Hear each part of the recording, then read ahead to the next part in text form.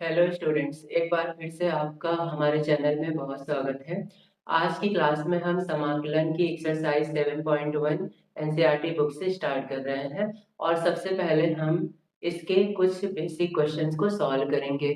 तो एनसीईआरटी की 7.1 में जो पहला क्वेश्चन दिया गया है वो है कि हमें समाकलन तो ज्ञात करना है, लेकिन समाकलन के फॉर्मूलों का उपयोग नहीं करना है, बल्कि हमें निरीक्षण विधि से ज्ञात करना है। अर्थात हमें अनुमान लगाकर समाकलन को ज्ञात करना है। तो अनुमान लगाकर किस प्रकार से समाकलन को ज्ञात करेंगे, आइए देखते हैं। तो जैसे पहला क्वेश्चन दिया गया है, हमें समाकलन निकालना है साइन 2x dx का। तो यहाँ पर हमें कुछ बातें समझनी चाहिए, जैसे कि दिया गया है इंटीग्रल साइन 2x dx। किताब में केवल दिया गया है साइन 2x का समाकलन निकालना है। अब समाकलन निकालने के लिए हमें समाकलन के चिन्ह का प्रयोग करना पड़ता है। तो ये है समाकलन का चिन्ह, इसे हम कह सकते हैं साइन ऑफ इंटीग्रेशन।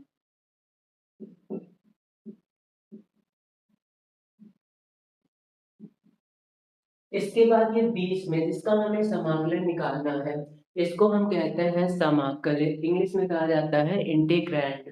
तो ये है इंटीग्रैंड।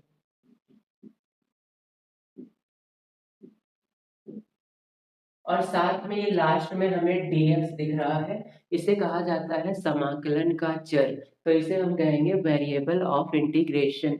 यहाँ पर x है, तो हम x के सापेक्ष समाकलन करेंगे। तो ये है वेरिएबल ऑफ इंटीग्रेशन।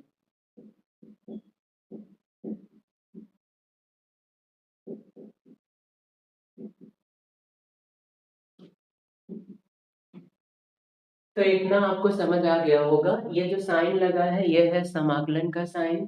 जिसका समाकलन निकालना है उसे हम कहते हैं इंटीग्रैंड, और जिसके सापेक्ष निकालना है वो समाकलन का चर कहलाता है। तो यहाँ पर समाकलन का चर है dx। इतना क्लियर है। अब इसके बाद आपको दूसरा पॉइंट जो कि इंट्रोडक्शन में बताया गया था, समाकलन is the just opposite process of differentiation. समाकलन अवकलन का बिल्कुल विपरीत प्रक्रिया है। जैसे मान लेते हैं हमारे पास एक फंक्शन है एफ एक्स का हमने कर दिया अवकलन, एफ एक्स का हमने अवकलन किया। इस फंक्शन एफ एक्स का हमने अवकलन किया तो हमें मिलता है एफ डैश एक्स। मान लेते हैं कि अवकलन के बाद जो फंक्शन मिल रहा है वो एफ डैश एक्स है। अब अगर इसी अवकलन के बाद जो प्राप्त हुआ है फंक्शन, इसका हम वापस से कर दें समाकलन,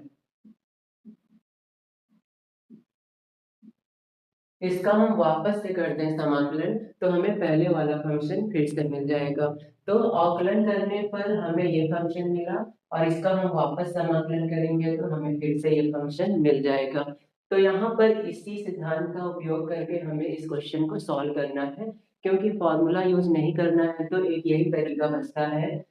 तो क्वेश्चन में जैसे दिया गया है प्रति अवकलज निकाले, तो हमने एफ एक्स का अवकलन निकाला तो एफ डैश एक्स आ गया। अब इसका उल्टा करेंगे तो समाकलन कहलाएगा। इसी समाकलन को हम प्रति अवकलज भी कह सकते हैं, प्रति अवकलज।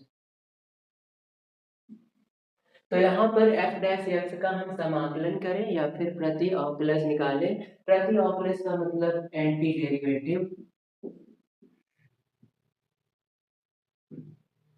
अवकलन का मतलब डेरिवेटिव।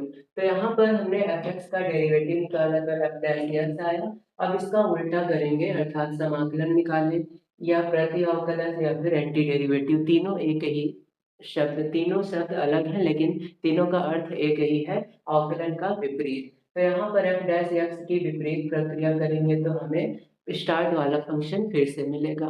तो यहाँ पर हमें साइन 2x dx का निकालना है समाकलन। बिना फॉर्मूले के निकालना है तो हम लेट मान लेते हैं कि इसका समाकलन आता है एफ एक्स। हमने मान लिया कि साइन 2x dx का जब हम समाकलन निकालेंगे तो वो आएगा एफ एक्स। इतना क्लियर है।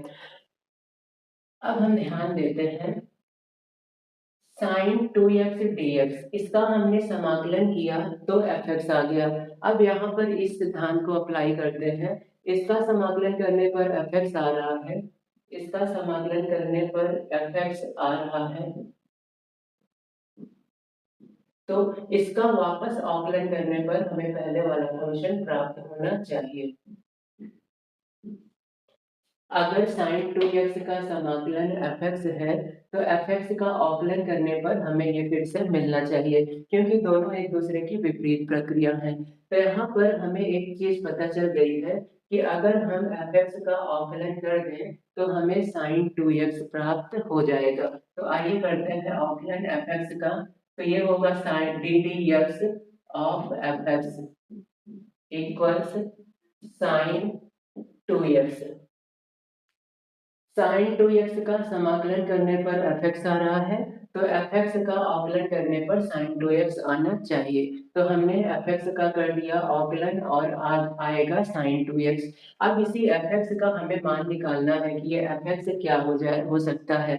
ये हमें क्यों करना पड़ रहा है, क्योंकि 5 क्वेश्चन तक कहा है कि समाकलन के फॉर्मूले का उपयोग ना करें। जब समाकलन के फॉर्मूले का उपयोग नहीं करना है तो हम अवकलन के फॉर्मूले का उपयोग कर लेंगे। तो यहाँ पर हमें एक ऐसा फंक्शन ढूंढना है जिसका अवकलन sin 2x आता हो।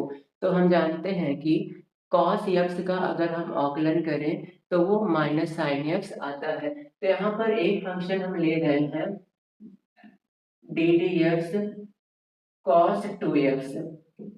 ये cos 2x हमारा अनुमान है कि cos 2x का अवकलन करने पर हमें sin 2x मिल सकता है। तो अब हम करते हैं cos 2x का अवकलन। तो cos 2x का अवकलन होता है minus sin 2x। cos 2x का अवकलन माइनस sin 2x और यहाँ पर ये है 2x। फिर से फंक्शन के अंदर अगर फंक्शन है तो उस फंक्शन का भी हम करेंगे अवकलन। तो यहाँ पर 2x का अवकलन करेंगे तो 2x का अवकलन हो जाएगा 2। इस 2 को हम लिख देते हैं सामने। तो हमें क्या पता चला, cos 2x का अवकलन करेंगे तो माइनस 2 sin 2x आएगा। लेकिन हमें एक ऐसा फंक्शन चाहिए जिसका अवकलन करने पे केवल sin 2x आए।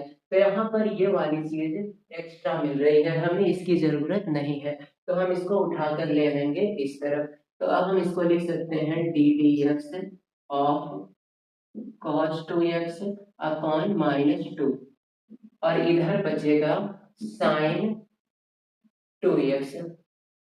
ये फंक्शन ऐसा फंक्शन है जिसका हम अवकलन करेंगे तो हमें sin 2x मिलेगा। और हमें एक ऐसा फंक्शन चाहिए था जिसका अवकलन करने पर sin 2x आए।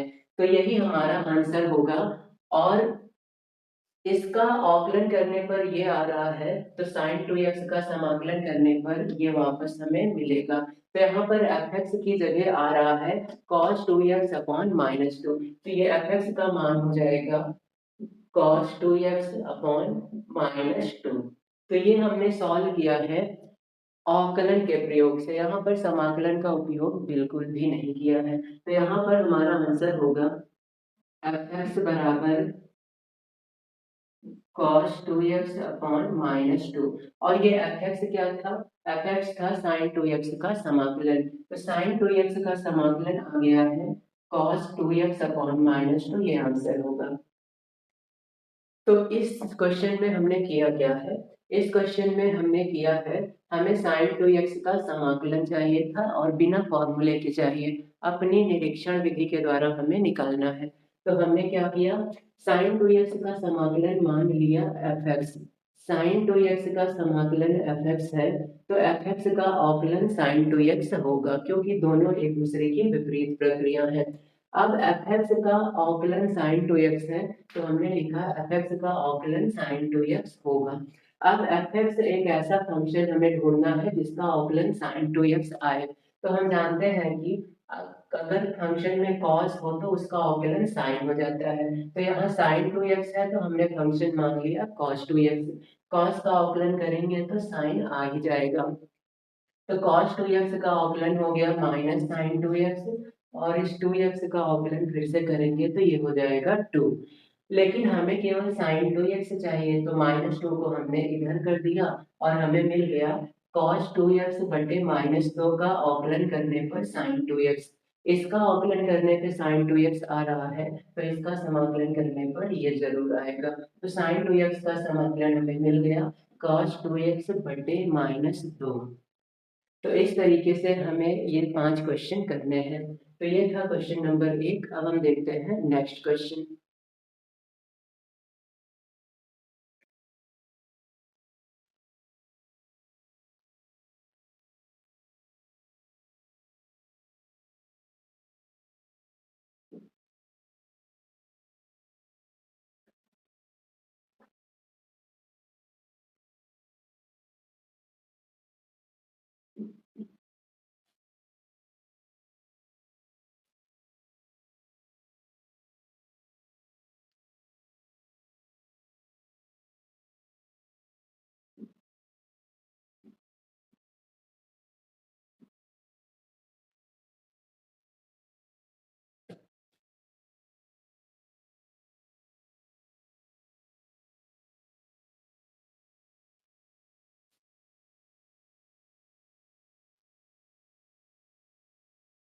क्वेश्चन नंबर 2 में दिया है कि हमें cos 3x का समाकलन निकालना है। तो समाकलन निकालने के लिए हमें यहाँ पर लगाना होगा समाकलन का साइन। तो ये है समाकलन का साइन, और अगर समाकलन निकालना है तो समाकलन का वेरिएबल भी लिखा जाएगा डी के साथ। तो ये फंक्शन x का है, तो हम यहाँ पर लिखेंगे dx। अब हमें इसका निकालना है समाकलन without using formulas of integration. बिना फॉर्मूले का उपयोग करके निकालेंगे। तो पहला स्टेप हम मान लेते हैं कि इसका समाकलन है fx। हमने मान लिया कि cos 3x का समाकलन fx है। अब इसके बाद इसका समाकलन fx है इंटीग्रेशन। इंटीग्रेशन को एंटी डेरिवेटिव भी कहते हैं, प्रति अवकलज। cos 3x का प्रति अवकलज fx है, तो fx का अवकलन हो जाएगा cos 3x। अगर cos 3x का समाकलन fx है, तो fx का अवकलन cos 3x होना चाहिए। तो अगले स्टेप में हम लिख सकते हैं d dx of cos 3x will be d dx of fx will be equal to cos 3x। अर्थात fx का अवकलन cos 3x होना चाहिए। अब इसी fx का मान हमें निकालना है। अगर ये मान हम निकाल लें तो ये हमारा आंसर होगा।